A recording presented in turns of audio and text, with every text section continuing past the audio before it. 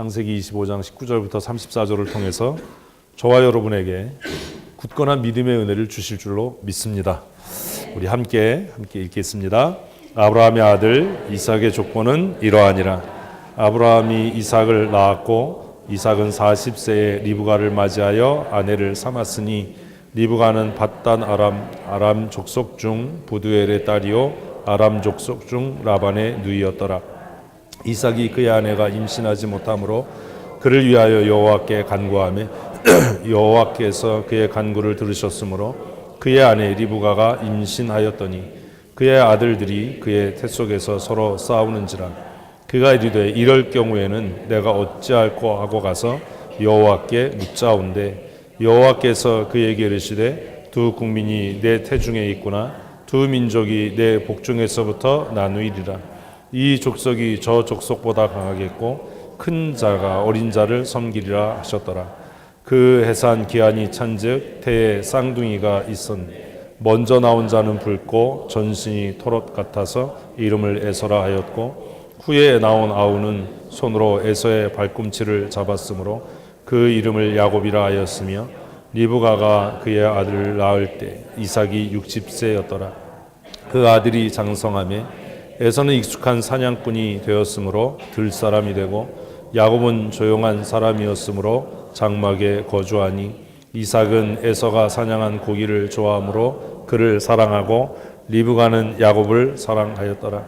야곱이 죽을 쑤었더니 에서가 들에서 돌아와서 심히 피곤하여 야곱에게 이르되 내가 피곤하니 그 붉은 것을 내가 먹게 하라 한지라.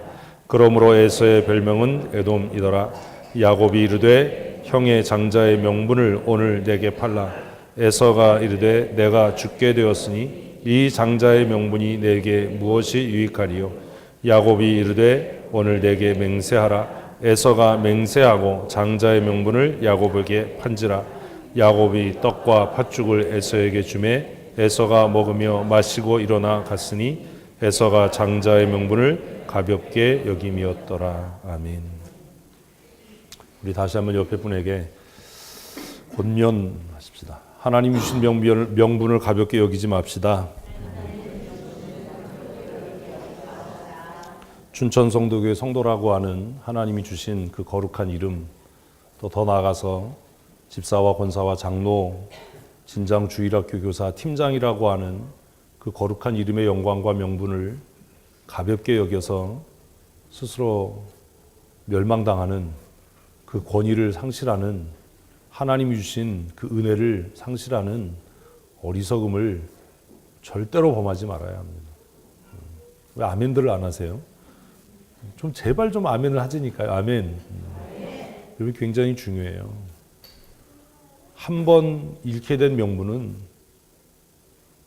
회복하기가 불가능합니다.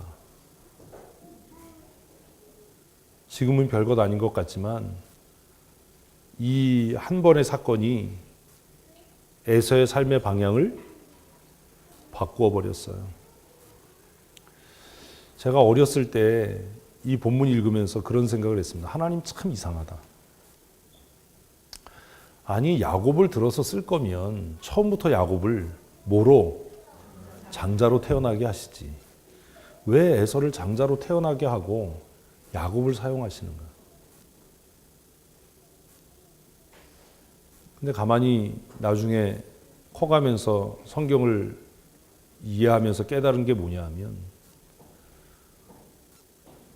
우리의 삶에 하나님이 주시는 은혜와 복이 모두에게 있어요. 귀하게 쓰여지지 않더라도 만일 에서가 이 장자의 명분을 눈에 보이는 이익을 위해서 팔아먹지 않았다면 에서는 훨씬 더 귀하고 복된 삶을 살았을 겁니다. 장자로서의 권위를 가지고 정말 권위 있게 살았을 겁니다. 그런데 그가 생각하기를 내가 지금 이 환경에서 망하는 사람들의 공통점이 그거예요. 안 되는 사람들의 공통점이 뭐냐 하면 항상 하나님의 약속이나 하나님의 계명이나 하나님의 명령을 이야기하지 않고 뭘 먼저 얘기해요? 상황, 환경. 내가 처해 있는 상황에 너 한번 처해봐라. 내 환경이 돼봐라. 네가 그럴 수 있나? 이렇게 얘기를 해요.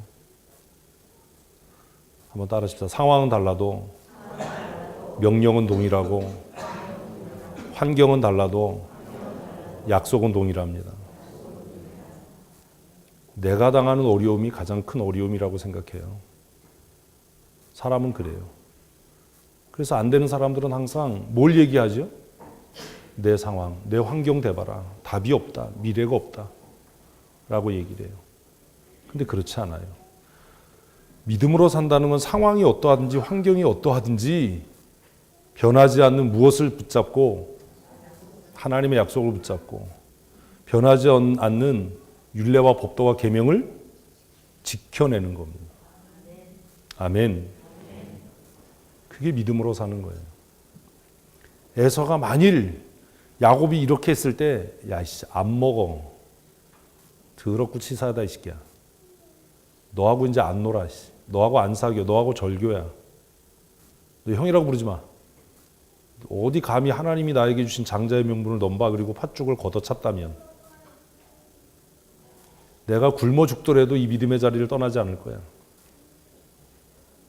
내가 줄여 죽더라도 내가 친구들한테 다 따돌림을 당해도 내가 사회에서 매장을 당해도 내가 이 믿음을 끝까지 지켜낼 거야 라고 했더라면 어떻게 됐을까요? 우리는 순간순간 그런 기로에 서요. 그런 선택의 순간에 서요. 근데 그럴 때마다 우리는 상황을 변명하고 환경을 핑계대고 내 상황이 돼봐라, 내 입장이 돼봐라, 그러면 그럴 수밖에 없다라고 이야기하고 그 잘못된 선택을 계속해요. 그리고 나서 시간이 지난 다음에 자신의 권위가, 자신의 명분이 다 사라지고 난 다음에 왜 내 권위를 인정하지 않냐고, 내 명분을 왜, 나를 왜 존중하지 않냐고 불평하지만 사실 그 원인은 내가 과거에 그렇게 하찮게 여겼던 그 명분을 팔아넘기는 것에서부터 시작합니다. 여러분, 이 사건을 나중에 우리 다시 보게 될 겁니다. 에서가 나중에 장자의 축복을 야곱에게 뺏깁니다. 그때 와서 이 사건을 회상하면서 뭐라고 얘기하냐면 야곱이 내게서 그 장자의 명분을 훔쳐갔다라고 얘기를 해요. 훔쳐갔나요? 아니에요. 자기가 내어준 거예요. 사랑하는 성도 여러분, 하나님이 주신 거룩한 성도의 이름의 명분, 그 영광된 이름을 소중히 간직하십시오. 나로 하여금 그 영광의 명분을 빼앗으려고 하는 사람이 있다면 절교하고 단교하더라도 내 이름의 영광을 지켜낼 수 있어야 돼요. 굉장히 호탕한 것 같지요. 그런데 그렇게 했던 사람이 뒤돌아서 뭐라 그러냐면 욕해요. 야, 그러고도 뭐 집사래더라, 야. 우리 교단에서 일어나는 시끄러운 문제들 보면 그 목사님을 꼬셔서 그렇게 하게 했던 그 사람이 고발해요. 웃기잖아요.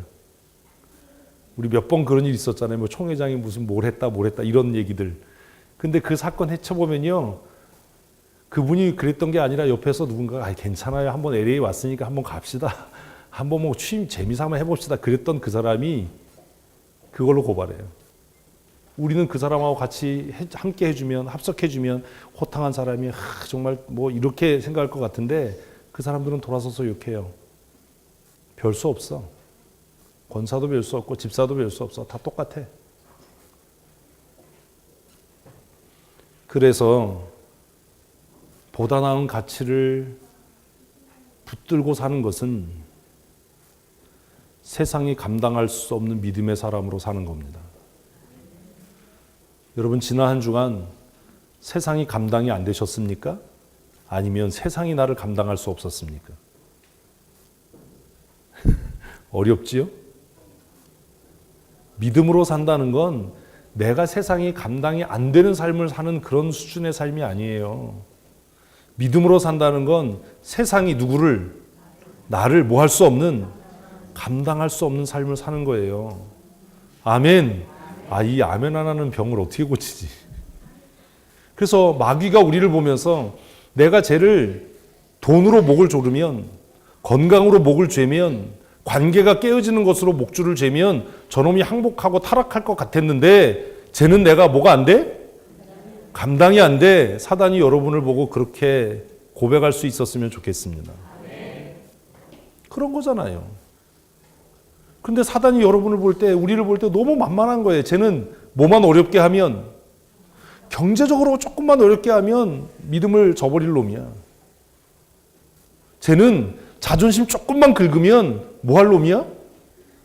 믿음을 버릴 놈이야. 관계 깨어짐을 조금만 어렵게 하면 그게 두려워서 하나님도 없고 교회도 없고 신앙도 없고 다 팽개칠 놈이야. 얼마나 만만해요. 그런 거잖아요. 그죠? 여러분, 지난 한 주간 세상이 감당이 안 되셨습니까? 이번 한 주간은 세상이 여러분을 감당할 수 없는 삶을 사셨으면 좋겠습니다. 그래 봐라 내가 눈이나 깜짝하나 뭐 이럴 수 있어야죠. 없으면 금식하지 뭐. 이건 아멘을 안 하네. 계속 여세를 몰아서 아멘을 해야 되는데. 제가 신학교 갈 때 선배 목사님들이 그렇게 얘기를 했어요. 야, 목사는 돈에 팔려 다니면 안 돼. 없으면 뭐 해라? 금식해라. 있으면 어떻게 해라? 기쁘게 먹어라. 근데 있으면서도 굶는 사람은 뭐지요? 없으면 뭐 하고? 금식하고, 힘들면 뭐 하고? 기도하고, 즐거우면 뭐 하고? 찬송하고. 아이, 뭐가 맞아야 하는데. 성경을 좀 알아야 이게 뭐가 되지. 성경에 있는 얘기잖아요. 환난의 날에는 뭐 하고?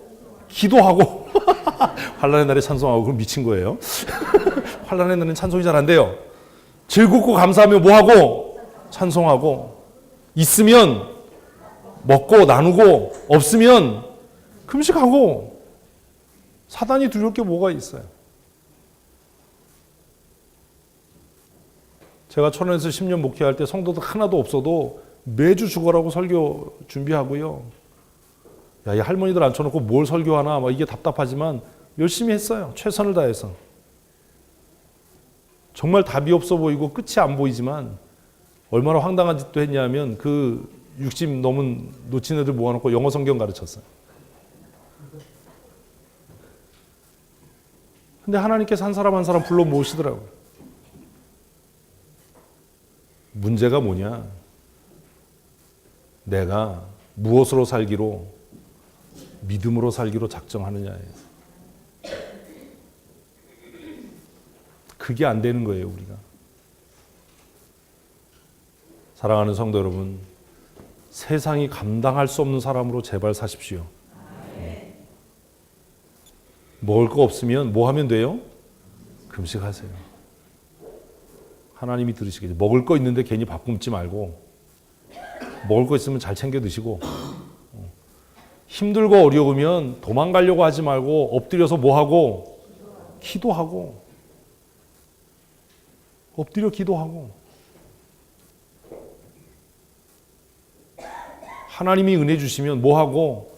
감사하고 찬송하고. 지난주에 우리 믿음으로 삽시다. 믿음으로 살아야 됩니다. 믿음의 방법대로 삽시다. 그럼 우리의 마음속에 드는 게 그거예요. 믿음으로 사는 거 다 알아요. 믿음으로 살아야 된다는 거 다 알아요. 그런데 문제가 뭐예요? 어떻게 살지요? 이거잖아요. 그래서 지난주 후편이에요. 그 본문이 똑같아요. 어떻게 믿음으로 살 것인가? 왜 에서는 믿음으로 못 살았나? 그래서 오늘은 본문 중심의 설교가 아니라 주제별 말씀 묵상이에요. 그럼 먼저 생각해야 되는 겁니다. 도대체 믿음은 뭐냐? 지난주에 했던 것처럼. 믿음이 뭐지요?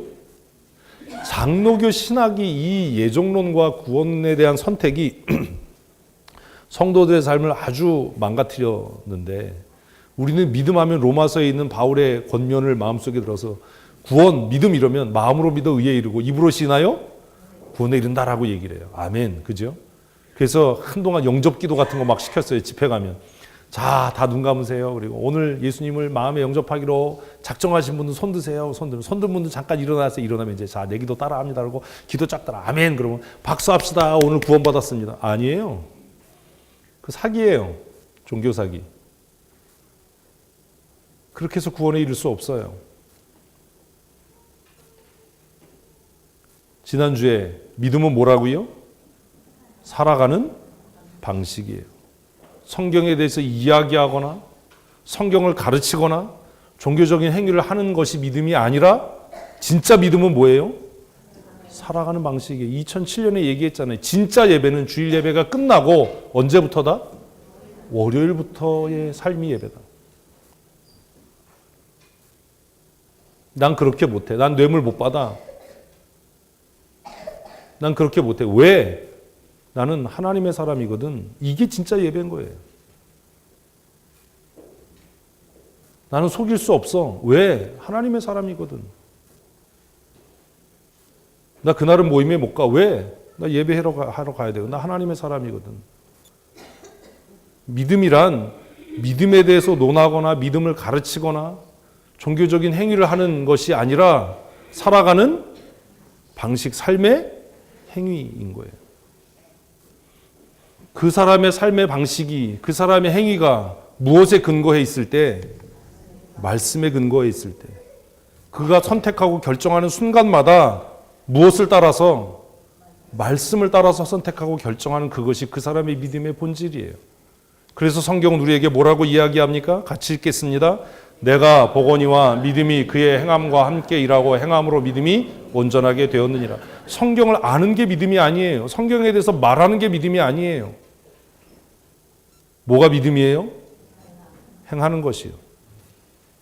진짜 믿음은 성경에 대해서 말하고 성경에 대해서 아는 게 믿음이라면 예수님 시대에 가장 믿음이 좋았던 사람들이 누구예요? 바리새인, 사두개인이에요. 그런데 예수님은 그들을 향해서 독사의 자식이라고 얘기를 했어요. 너희들은 천국에 못 간다라고 이야기했어요. 어떻게 된 거지요? 그들에게 종교적인 행위가 있었는데요. 그들은 종교적인 행위를 믿음이라고 행함이라고 생각했는데요. 여러분 새벽기도 나오는 것, 주일 예배 참석하는 것, 11조 하는 것, 절기연금 하는 것, 때를 따라서 금식하는 것, 이게 믿음입니까? 대답을 하셔야 돼요. 믿음입니까? 그럴 수도 있지만 아닌 경우가 대다수예요. 그건 종교적인 행위예요. 왜냐하면 예수님께 독사의 자식이라고 칭함을 받았던 바리새인들은 일주일에 규칙적으로 금식했고 주일 예배 열심히 참석했고 구제했고 하루에 5번씩 뭐 하고요? 기도하고요. 종교적인 행위로는 부족한 게 없었어요. 그런데 왜 그들은 믿음이 없는 사람들이지요? 여기서 말하는 행위는 뭐지요? 일상의 삶이에요. 일상의 삶. 진짜 그 사람이 말하는 믿음이 진짠가 보려면 그가 어떻게 할 때 일상의 삶을 살아갈 때 어떻게 결정하고 어떻게 선택하느냐가 뭐다? 그 사람의 믿음의 전부다. 그래서 기독교 고전에 토마스 아켄퍼스라고 쓴 사람이 쓴 책에 누구라면, 예수님이라면 어떻게 했을까? 그것을 종교교육자들은 신전의식이라고 했어요. 내가 하나님 앞에서 지금 살아가고 있다면 어떻게 결정하고 어떻게 선택해야 되는가? 예수님이라면 이 순간에 어떻게 선택했을까? 믿음은 그런 거라는 거예요. 더 나아가서 야고보서 2장 26절에 보면 믿음에 대해서 이번 주간에 우리가 암송할 말씀에 이렇게 이야기합니다. 같이 읽겠습니다. 영혼 없는 몸이 죽은 것 같이 행함이 없는 믿음은 죽은 것이다. 그 믿음이 너를 구원할 수 없다라는 거예요. 믿음에 대해서 가르칩니다. 신앙에 대해서 이야기합니다. 형제 사랑에 대해서 이야기합니다.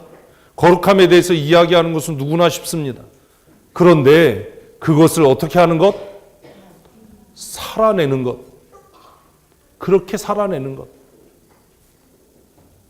그 살아내는 노력과 각고의 수고와 분투가 없다면 그의 믿음은 뭐라고요? 죽은 거예요. 화석화된 거예요. 구원에 이르게 하지 못해요. 그래서 야고보 사도는 믿음이란 말로 이야기하고 종교적인 행위를 하는 것이 아니라 뭐 하는 것이다? 살아가는 것이다. 한번 하십시다. 믿음이란 살아가는 겁니다. 믿음이란 결정하는 겁니다. 믿음이란 선택하는 겁니다. 아멘. 믿음은 결단이에요. 우리는 날마다 순간순간마다 결정과 선택에 직면합니다. 오늘 그 사람을 만나야 할지 만나지 말아야 할지 그 선택을 합니다. 그 선택을 할 때 뭐가 드러난다고요? 내 믿음이 드러나는 거예요. 이 사람과의 관계를 계속 유지할지 결별해야 될지, 이 사람과 관계를 계속 유지하면 돈이 생길 수 있고 명예가 생길 수 있고 기쁨이 있을 수 있지만, 그러나 나로 하여금 하나님의 약속과 계명과 율례를 떠나게 한다면 내가 그 사람과의 관계를 뭐 하겠다? 단절하겠다. 이렇게 할 때 비로소 뭐가 있는 거예요? 믿음이 있는 거예요.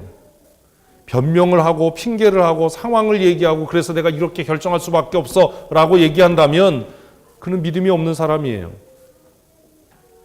믿음은 성경에 대해서 논하거나 종교적인 행위를 하거나 무슨 기도하거나 이런 걸 얘기하는 게 아닙니다. 금식하거나 이런 게 믿음이 아닙니다. 믿음은, 다시 한번 하십시다. 믿음은 내 삶으로 살아내는 것이다. 살아가는 거예요. 믿음으로 삽시다. 믿음으로 선택하십시오. 그래서 선택해야 되는 거예요. 이렇게 하는 것이 내 신앙과 믿음을 위해서 도움이 되는가? 아니면 내가 먹고 사는 문제를 위한 건가? 어떤 게 믿음의 선택이지요? 전자예요. 목사님 답은 항상 뒤에 있다고 그랬잖아요. 그럴 때도 있지요. 이해되세요? 우리는 그 상황에 직면해요. 사단은 우리에게 그렇게 덧을놔요. 누가 그랬던 것처럼 야곱이 에서가 돌아오는 시간에 맞춰서 그렇게 그냥 뭐 했던 것처럼, 죽을 쓰는 것처럼 사단은 우리 앞에 그런 미끼를 놔요. 하나님께서 우리에게 은혜와 복을 주시려고 할 때, 무언가 잘 되려고 할 때 사단은 그런 미끼를 하나씩 놔서 우리를 어디로 돌아가게 한다고요? 원점으로 돌아가게 하는 거예요. 원점으로. 백도잖아요. 얼마나 힘들어요. 다시 원점으로. 훈련소 가서 제일 힘들었던 게, 짜증나는 게 그거잖아요. 아, 죄송합니다. 훈련소를 안 갔다 오신 분들. PT 체조 하는데 마지막 구호는 해야 돼요? 안 해야 돼요? 어떻게 하세요? 꼭 띨빵한 놈이 해요. 그러면 뭐예요? 다시가 아니라 점점 숫자가 높아져요. 맨 처음에 10번이었어요. 10번, 그럼 이제 9번 하고 그다음에 10 하지 말아야 되는데 꼭 얼빵한 놈이 열을 더 큰 소리로 그럼 다시 15번. 그래서 이제 동기들이 나중에 째려보면서 14번 할 때 소리를 크게 지르죠. 14! 그러면 이 쪼다 같은 게 또 15! 그러면 또 20번. 죽이고 싶잖아요. 왜? 그 한 사람 때문에 모두가 다 어디로 돌아가는 거예요? 원점으로. 더 힘들어지는 거예요. 삶이 더 어려워지는 거예요. 사단은 우리를 그렇게 넘어뜨려요. 다시 원점으로. 다시 원점으로. 지금까지 노력하고 쌓았던 것들이 다 무너져 버리는 겁니다. 거기서부터 다시 시작하는 게 아닙니다. 그래서 결정과 선택의 순간에 무엇으로? 믿음으로 해야 되는 겁니다. 아멘 하셔야 됩니다. 쉽지 않습니다. 쉽지 않은데 그럼 어떻게 할 거냐? 아, 믿음은 살아가는 거구나. 그러면 그 믿음은 어디서 오지요? 로마서 10장 17절 말씀입니다. 같이 읽습니다. 그러므로 믿음은 들음에서 나며 들음은 그리스도의 말씀으로 말미암았느니라. 왜 성경 자꾸 읽으라고 그러는지 아십니까? 성경 읽을 때 천천히 정신 차려서 또박또박 왜 읽으라고 그러는지 아십니까? 왜 성경 전체를 창세기부터 요한계시록까지 통독해야 된다라고 그렇게 귀따갑게 얘기하는지 아십니까? 믿음은 내가 만들어내는 게 아니에요. 믿음은 하나님이 주시는 선물이에요. 은혜예요. 그래서 성령의 은사 중에 뭐가 있어요? 믿음이 있어요. 하나도 못 맞추세요. 믿음이 있어요. 한번 하십시다. 믿음은 은혜의 선물입니다. 아멘. 제가 그 얘기 했잖아요. 성도들이 아무리 믿음에 대해서도 저는 얘기해도 저는 안 속아요. 왜냐하면 예배 태도 보면 알아요. 그 얘기 했잖아요. 정말 그가 믿음이 생기기 시작하면 뭐가 달라진다고요? 말씀 듣는 태도가 달라져요.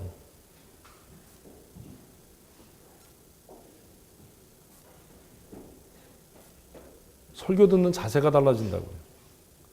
대부분 문제 일으키는 사람들이 어떤 사람이냐면 교회에 무슨 뭐 오래 나오고 뭐 이게 아니라 대부분 예배 시간에 눈 감고 있거나 딴짓하거나 아주 숙면을 취하시는 분들이 나중에 교회를 한 번씩 뒤집어 놔요. 그래서 제가 예배 시간에 졸지 말아라, 졸리면 일어서라, 자꾸 그렇게 하는 이유가 뭐냐면 사단은 우리로 하여금 뭐 하지 못하도록, 믿음으로 살지 못하도록 말씀을 듣지 못하게 합니다. 말씀을 안 들어요. 귀로는 들리는데 마음으로 못 들어요. 그래서 말씀이 들려지면 저거 누구 들으라는 소리? 아니에요, 너 들으라는 소리예요. 꼭 그런 사람이 있어요. 목사님 오늘 설교를 누가 들었어요? 아니야, 너 들으라는 소리야. 근데 또 너무 웃긴 게 또 있어요. 그게 뭐냐면 어떤 사람은 저거 나 들으라는 소리야 그러고 또 삐져요. 그게 너 들으라는 소리면은 그렇게 깨달았으면 하나님이 너에게 지금 회개하라고 말씀하시는 거야. 너무 웃기죠? 어떤 사람들은 오늘 설교가 정말 저에게 하시는 말씀 같았어요. 그래서 변해가는 사람도 있어요. 그렇지 않은 사람들도 있더라는 거죠. 믿음은 어디서 와요? 들음에서 와요. 들음에서. 근데 너무 이상하잖아요. 바울 같으면 여기다가 들음이 아니라 뭐라고 써야 될 것 같아요? 읽음에서. 아니, 지금 로마서가 뭐예요? 편지잖아요. 너무 쉬운 걸 너무 죄송합니다. 로마서가 뭐예요?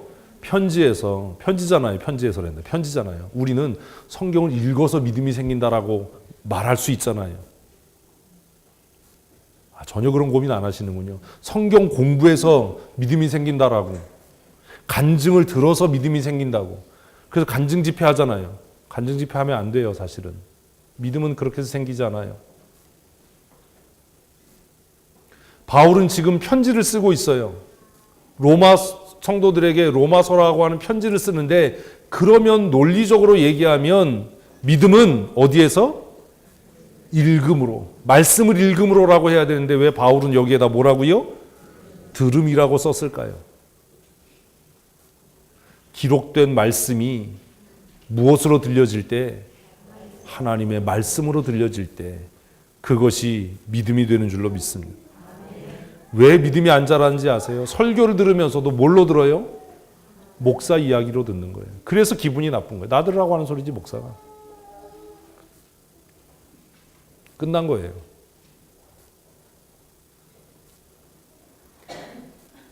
그래서 어떤 성도들이 설교 듣고 나서 그거 가지고 따지러 와요.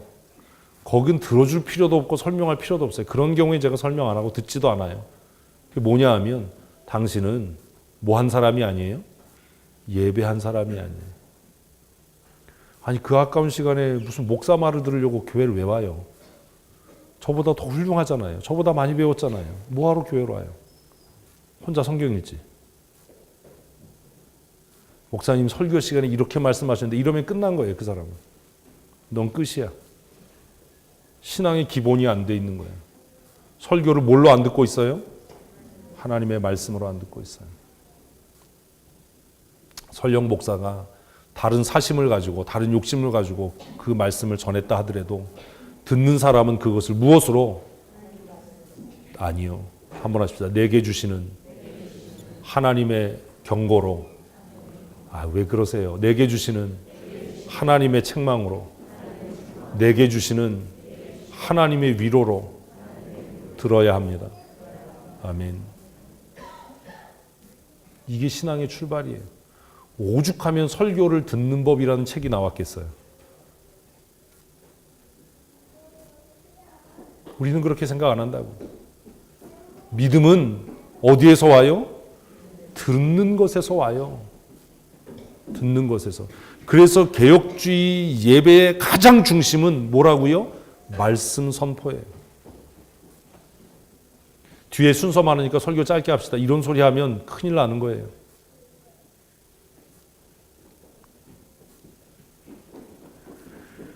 믿음은 하나님의 말씀을 들음에서 와요. 말씀 듣는 성도 되십시다. 성경 읽을 때도 큐티할 때도 하나님 말씀하시면 제가 듣겠습니다. 쟁론하지 않겠습니다. 따지지 않겠습니다. 거기에 토달지 않겠습니다. 변명하지 않겠습니다. 그래서 예수님께서 여기에 기록된 말씀이 1.1획도 변함이 없이 다 이루어질 거다. 요한계시록에서 이 말씀 가운데 하나를 제하여 버리면 하나님께서 너를 생명책에서 제해버릴 것이고, 무언가를 더하면 이 책에 기록된 모든 재앙을 너에게 더하실 것이다. 아나요? 모르나요? 우리 알아요. 근데 그걸 하나님의 경고로 안 듣는 거예요. 믿음은 종교적인 행위, 금식하고 철야하고 기도해서 생기는 게 아닙니다. 믿음은 하나님께서 우리에게 은혜로 주시는 선물입니다. 그러므로 하나님의 말씀을 듣는 성도들 되십시오. 그리고 그 말씀으로 믿음에 이르는 성도들 되셨으면 좋겠습니다. 그래서 종교개혁자들은 오직 무엇으로? 오직 말씀으로. 오직 말씀으로 비껴가는 은사가 있어요. 언젠가 맞겠죠. 그래도 대답 안 하는 것보다는 자꾸 이렇게 찌르는 게 좋은 거예요. 틀린다고 옆에서 쿡 찌르지 마세요. 대답 안 하는 당신보다 틀리는 그가 훌륭한 거예요. 똑같은 이야기예요. 오직 믿음으로나 오직 말씀으로나. 근데 왜 오직 말씀으로라고 하냐면 어떤 사람은 자신의 신념을 뭐라고 우겨요? 믿음이라고 우기거든요. 나는 이렇게 생각해. 그건 네 생각이고 성경은 그렇게 얘기하지 않아요. 말씀 듣는 성도 됩시다. 성경 열심히 읽으십시다. 그리고 성경 고민하셔야 됩니다. 오직 무엇으로? 말씀으로. 오직 말씀으로 승리하는 하나님의 사람들 됩시다. 그래서 디모데후서 3장 16절과 17절은 이렇게 말씀합니다. 같이 읽습니다. 모든 성경은 하나님의 감동으로 된 것으로 교훈과 책망과 바르게 함과 의로 교육하기에 유익하니 우리가 이 말씀을 모르냐고요. 근데 너무 놀라운 건 모든 성경이라고 이야기할 뿐만 아니라 여기에 위로가 있나요? 예? 우리가 그렇게 목말라 하는 위로가 있습니까? 없습니다.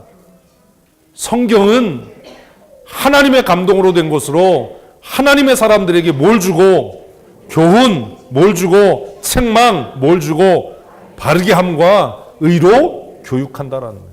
그래서 말씀 듣고 찔리고 화가 나는 게 은혜예요. 무슨 뭐 기뻐졌어요, 위로받았어요. 이게 은혜가 아니라 그게 말씀의 바른 기능이에요. 우리는 싸구려 복음을 자꾸 파는 거예요. 위로받으세요. 위로는 무슨, 위로는 말씀에 의해서 찔린 다음에 회개했을 때 하나님께서 용서해 줄게. 그게 뭐라고요? 위로예요. 오늘 말씀 듣고 위로받았어요. 이상한 소리 하지 마세요. 말씀의 기능은 우리를 뭐하게 하는 것? 찔리게 하는 거예요. 우리를 상처내는 거예요. 곪으면 뭐 해야 돼요? 째서 짜야 돼요. 뼈가 부러지면 째서 붙여야 되는 거예요. 저 요즘에 목욕탕 가면 사람들이 피해요. 여기서부터 여기까지 쫙, 응? 들어갈 때 딱 이러고 들어가거든요. 웃자고 하는 소리인데 진짜 사람들이 이렇게 뭐 겁나게 이렇게 봐요. 그래서 용을 한 마리 그릴까요? 여기다 볼펜으로. 째지 않으면 회복이 안 돼요. 곪으면 짜야 되고 상처 난 데는 도려내야 돼요. 그거를 뭐 파운데이션을 바르고 반창고를 붙이고 곪아요 속으로. 하나님의 말씀의 기능이 뭐냐? 우리를 뭐하고? 교훈하고. 너 그러면 안 돼. 너 회개해야 돼. 책망하고. 이렇게 해야 되는 거야. 믿음의 자리를 지켜야 되는 거야. 끝까지 죽도록 싸워야 되는 거야. 아멘을 좀 하세요. 흔들리지 말아야 되는 거야. 라고 하는 게 뭐라고요? 말씀이에요. 아, 내가 또 뻘짓했구나. 내가 또 한심스러운 짓을 했구나. 말씀이 우리를 깨닫게 하는 거예요. 그래서 애통해하고 통회하는 거예요. 그렇게 우리가 애통해하고 자복하고 통회하면 주는 미쁘시고 의로우셔서 우리를 뭐 하신다고요? 위로하시는 거예요. 뭐 할 때? 회개할 때, 통회할 때, 자복할 때. 하나님, 내가 하나님의 말씀을 지키기보다 돈을 더 사랑했습니다. 하나님, 내가 정말 죽을 것 같아서 내가 팥죽에 눈을 돌렸습니다. 한 끼 굶어도 안 죽어요. 한번 따라하십시다. 내가 죽으면 하나님이 손해일걸? 왜 이런 믿음이 없으세요? 그렇게 안 사시는 거지요? 저는 적어도 그런 배짱은 있어요. 무슨 배짱이요? 내가 죽으면 누가 손해라고요? 하나님이 손해일걸? 왜요? 저처럼 죽으라고 선교하는 목사 찾아보기 힘들잖아요. 이건 하나님한테 하는 소리예요. 하나님, 제가 무슨 사심이 있나요? 내가 무슨 목회하면서 뭐 돈 욕심 내나요? 가진 거 아무것도 없는데 내 주머니 털어서 아이들 뭐 해외 연수 보내고 그렇게 하는데 하나님, 내가 죽으면 하나님 답답하실 거요? 내가 알아놓으면 하나님 답답하실 거요? 지금 독감이 유행이잖아요. 지난주 중간에 제가 감기를 앓았었나 봐요. 컨디션이 굉장히 안 좋았어요. 머리 아프고 막 이랬어요. 근데 왜 그런지도 모르고 한 주간이 지나갔어요. 할 거 다 하고. 그런 기도 하거든요. 하나님, 감기가 유행인데 내가 알아서 누우면 하나님이 좀 손해일 거요?